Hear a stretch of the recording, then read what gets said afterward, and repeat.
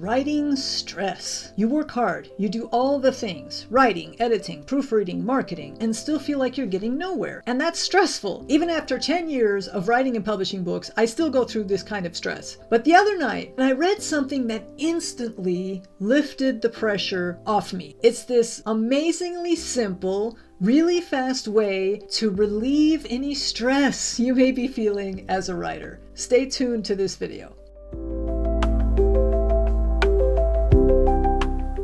So the book is You Are the One by Kute, I hope I'm pronouncing that correctly, Blackson. I'll leave a link in the show notes so you can grab a copy. I would highly recommend it. It's a really inspirational and motivational book if you're looking for something like that. But here's the line in the book that changed everything for me, or one of the lines. When you let go of your attachment to your expectations, you can stop suffering. I want to talk about why this is so powerful for writers, because it shifts your mindset. Shift your mindset and make your writing life happier. This is one way you can do it. And right after that, he says, when you let go of your idea of how things should be, you can stop suffering. So let me elaborate on this a little bit. How many times have you felt things like, I should be selling more books, or I should have finished my novel by now? We assume we should be at a certain place after, a year of writing, after 5 years of writing, after 10 years of writing. Things should be this way. And when reality doesn't match our expectations, what happens? Stress. We stress out, we suffer, we have anxiety. And usually it's because we're blaming ourselves. We think we're doing something wrong. So then our minds go into overdrive trying to figure out how to fix this thing that we think we're doing wrong. Because we think if we can fix whatever it is we're doing wrong, then things will be as we think they should be. But as long as we're thinking this, we're feeling frustrated and anxious and stressed out and often exhausted, and this can even lead to burnout.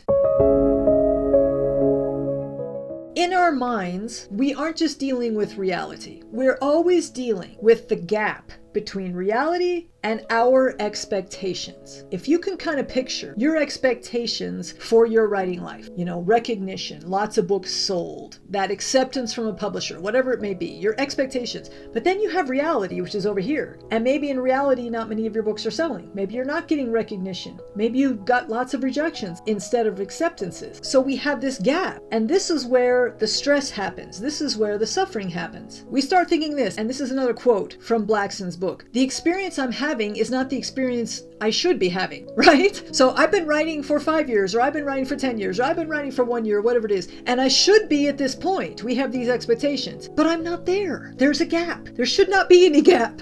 I should be there. And that can steal the joy out of writing like that. It happens really fast. And it's all because of our mindset, of how we're thinking about it. So I'm going to tell you what Blackson says next, and this is where it all becomes really clear. So stay tuned. Okay, so we're saying I have these expectations of how I think things should be, and then there's reality of how things actually are. There's a gap in between which causes stress and makes me feel like I'm doing something wrong, so I scramble to try to fix it. And that leads to exhaustion and burnout and frustration and all these things. Suffering. Okay, here's the really powerful part that Blackson says next. Where in your life do you find yourself frustrated when people or situations don't go the way you want? This is usually a sign that we are desperately clinging to control. Not me, right? I never do that. What are they talking about? Okay, let's pause there. The thing is, as writers, especially indie writers, we do have a lot of control. And many of us get into indie publishing because we like that control. So we're in control of all these things. And that means that deep down, we believe that if we do everything right, we should get the results that we expect. Do you see where I'm going here? And if we don't, and there's that gap in between, then we're stressed out and we're positive we must be doing something wrong because we're in control of everything. But the thing is that thinking that we control everything is what creates the stress. And even if you're not indie published, even if you're traditionally published, this still applies. Even if you're not even published yet, this applies. So much of our writing life is in our control. How often we write, how much we learn about writing, how much we practice, that we can begin to believe that everything about our writing and publishing is within our control. So let me show you how this usually plays out. Okay, so let's imagine that we launch our book onto the market. We put everything into it. We control everything. The writing, the editing, the proofreading, the cover, the interior formatting, the launch plan, the marketing plan, everything. And then it goes out there in the market and it flops. Or maybe it does okay, but not as well as we hoped. What do? We immediately start asking, what did I do wrong? Should I change my marketing plan? Did I need a different cover? Did they not like the story? Did I pick the wrong keywords? I mean, all this stuff starts running through our mind. What did I do wrong that the outcome didn't match my expectations? And of course, some of these questions are likely valid because most of the time, if a book launch doesn't go the way we hoped, or if we don't finish a book and it's not as good as we hoped it would be, or whatever the disappointment might be, usually there is something to learn from that. So it's kind of an interesting tightrope to walk because yes, we can learn something, but if we end up stressed and anxious and frustrated, it's usually because we are clinging to control too tightly. Because here's the truth. We can control a lot about our writing and publishing endeavors, but we can't control everything. We can't control how people will respond to our books. We can't control the market. We can't control algorithms or publishing trends. So you might say, well, yeah, but we have to learn from our failures. Absolutely we do. And this is the question that I ask too. How do we learn from our failures without stressing ourselves out because we're clinging to control? Let's talk about that in the next section.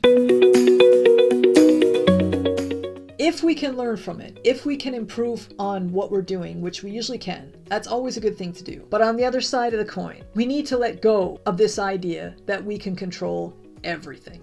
So here are some examples on how we can approach a challenge from a learning perspective versus a control-driven mindset. A learning mindset says, the launch didn't go as well as I hoped. I wonder if I could improve my email marketing strategy next time. The control mindset says, that launch flopped because I must have done something wrong. If I can just figure out the perfect formula, I can guarantee success next time. Here's another example. Let's imagine you're struggling to finish the draft of your novel. A learning mindset would say, maybe I need to reassess my writing schedule or take a step back to rediscover my excitement for this story. A control mindset says, I should have finished this book by now. If I were a real writer, I'd have figured out how to force myself through it by now. So you can see the difference, right? The learning mindset focuses on reflection, growth, and adaptability. The control mindset assumes that perfection can lead to predictable, guaranteed results. And it blames us when that doesn't happen. The biggest problem with the control mindset is that it's based on an illusion, because no matter how much effort we put in, we can't control every variable. So then the real question becomes, are we spending our time on things that we can improve and what we can control, or are we beating ourselves up for things that we can't control? And the moment that we shift, the moment that we say, you know what, I did my very best on that project. I worked on every possible thing that I could. If the outcome wasn't what I wanted, well, I'm letting go of control. I will learn what I can. I'm going to move on to the next project. The instant we shift